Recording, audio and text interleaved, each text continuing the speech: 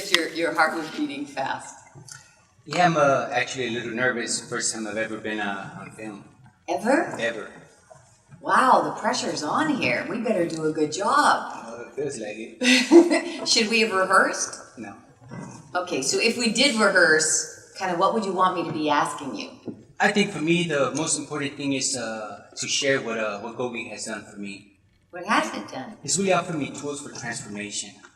You know, and I grew up with a dysfunctional home with, like a lot of people, I assume that come to prison. And growing up, I grew up with a lot of insecurities, witnessing a lot of violence. And even as I entered my adolescent years, I believed that I was destined to fail. Wait a second.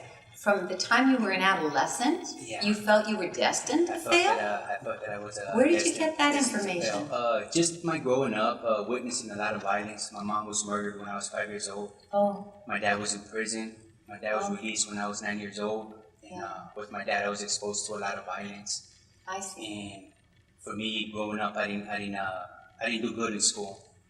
And my way of getting attention was to just getting into fights in school and getting in trouble. I see. And growing up, my grandmother and my uncle would tell me, if you keep going the way you're going, you're either going to end up dead or you're going to end up in prison. So they would tell you that? They would tell me that as a kid.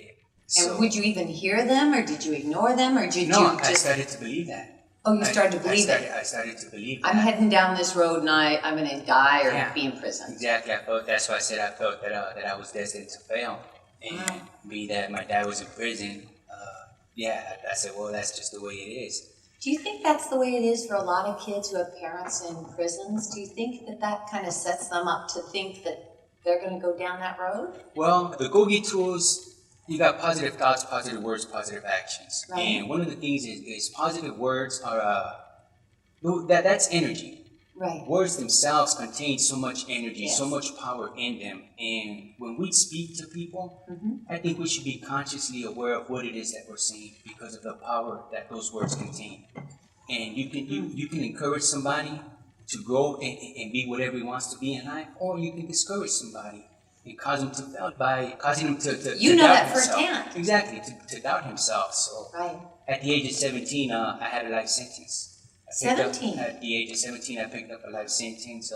Before that, a juvenile record. When I think I was like 16 years old, I just started believing that I was going to go to prison. I had distorted beliefs, real men go to prison. That was your belief? That was one of my beliefs, that real men go to prison. I see. Real men carry guns. Respect is earned through violence. So I started engaging. In that behavior. I disassociated myself from positive friends, guys that were graduating and that kind of stuff, because I felt out of place. And conversations will come up, they're talking about graduation and ceremonies, and I felt out of place because I was failing in school. I see. So Why were you failing? Was that, what was it? Was it the teacher? Was it the classroom? Were you just not getting the information? I think it was, I didn't give myself an opportunity. Really? I think that's what it was. I didn't give myself an opportunity to want to learn. You know, I bought into the belief that I wasn't cut out for school. Oh. So with that belief, I just stopped trying. I said, well, I'm not even going to try. So I started engaging in criminal activity, and that's the attention that I was getting. So from 17 to now, a lot has happened. Oh, yes. Honestly, you're on your way home soon. Yes. Yeah. What's transpired in that segment of time? I started questioning my life. I started questioning my life. I started to open myself up and educate myself. First time I got my GED, the first time I tried it, so that was a great confidence booster for me. Yeah. And with that, I was like, wow, you know what? I can learn if I give myself a chance. So I began to educate myself, and then I began to open myself up to spirituality, something that I didn't have before. And with that, then I started getting myself involved in self-help groups and starting to really believe in myself and understand that what people tell you doesn't have to make it so. It's up to you whether you want to believe it or not. So what do you tell your men when you lead a GOGI group? What do you tell them? Basically, we are what our thoughts say that we are. I believe that we're programmed. From the time that you're a kid, to the time that you're a grown man. And Okay. being a grown man is taking the responsibility to screen out your thoughts and your beliefs. What are they and how are they serving me today? And I see. if they're not serving you to where it is that you want to go in life, then it's time to get rid of that. So where do you want to go in life? Where do you want to go? I see myself working with foster kids. Do you really? I really don't. Wow, awesome. And what would you do? Build them up. That's what I would do. I would build them up. Yeah. And I how would would share. you do that? I would share my experiences, and I'm not too far from what they went through. My mom's murder, my dad's imprisonment. Yeah. I got bounced around quite a bit. Sure. So that I It have means that a lot to experience. you. It does. It does, and I know that a lot of kids out there, especially in foster homes, they're already believing that they're not good enough.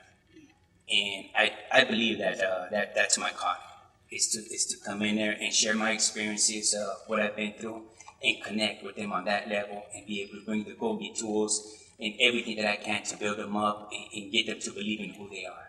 And what would that mean to you if they actually believed that they could succeed? My purpose. Before I didn't have a purpose in life. Yeah. And because I didn't have a purpose in life, I didn't have any direction. I just did whatever came up. Now I see that as my calling, as my purpose in life.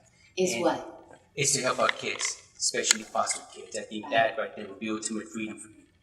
It would be my life's purpose, my fulfillment. Well, you're getting a lot of practice because you've got a lot of grown men now who are relying on you to teach them. That's true. That's true, and it's challenging. Yet at the same time, I use this opportunity as a stage, as a platform to train, to learn, to practice myself, and to connect with people. And when do you go before the board? Thursday. On Thursday. I go to the board this coming Thursday. And when are you going to hear that you are kicked out of here and on your way home? If they find me suitable, I got 5 months after that. So we're talking about sometime in February or March. Well, good. We hope to see you in the GOGI mailroom. I will be there. Yes, you will.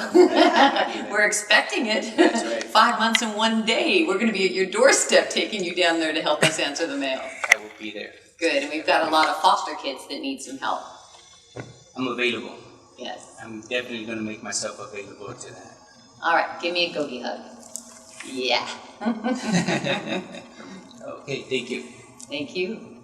My name is Daniel Partida, and I am a face of GOGI.